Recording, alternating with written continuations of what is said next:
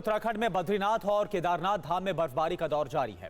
तापमान यहां पर -2 और -3 डिग्री सेल्सियस तक रिकॉर्ड किया जा रहा है दिन में, और रात के वक्त ये -10 डिग्री सेल्सियस तक गिर रहा है। तस्वीर आप देखिए। मौसम विभाग ने इन जगहों पर आने वाले दिनों में और भी ज्यादा बर्फबारी की संभावना जाहिर की है।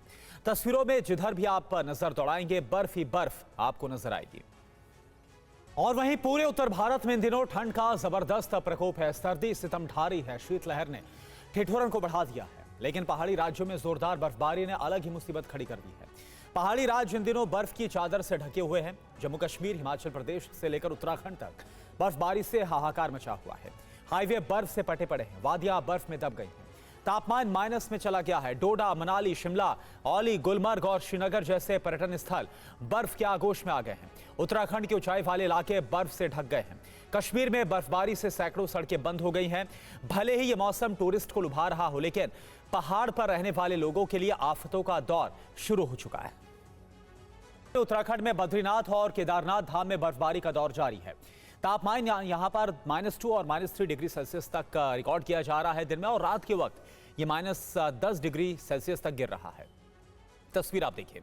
मौसम विभाग ने इन जगहों पर आने वाले दिनों में और भी ज्यादा बर्फबारी की संभावना जाहिर की है। तस्वीरों में जिधर भी आप नजर दौड़ाएंगे बर्फ ही बर्फ आपको नजर आएगी।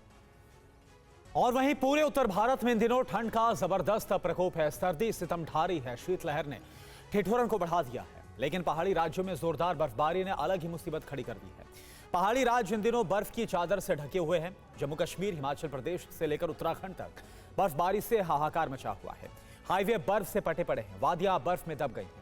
तापमान माइनस में चला गया है। डोडा, मनाली, शिमला, औली, गुलमर्ग और श्रीनगर जैसे पर्यटन स्थल बर्फ के आगोश में आ गए हैं। उत्तराखंड के ऊंचाई वाले इलाके बर्फ से ढक गए हैं।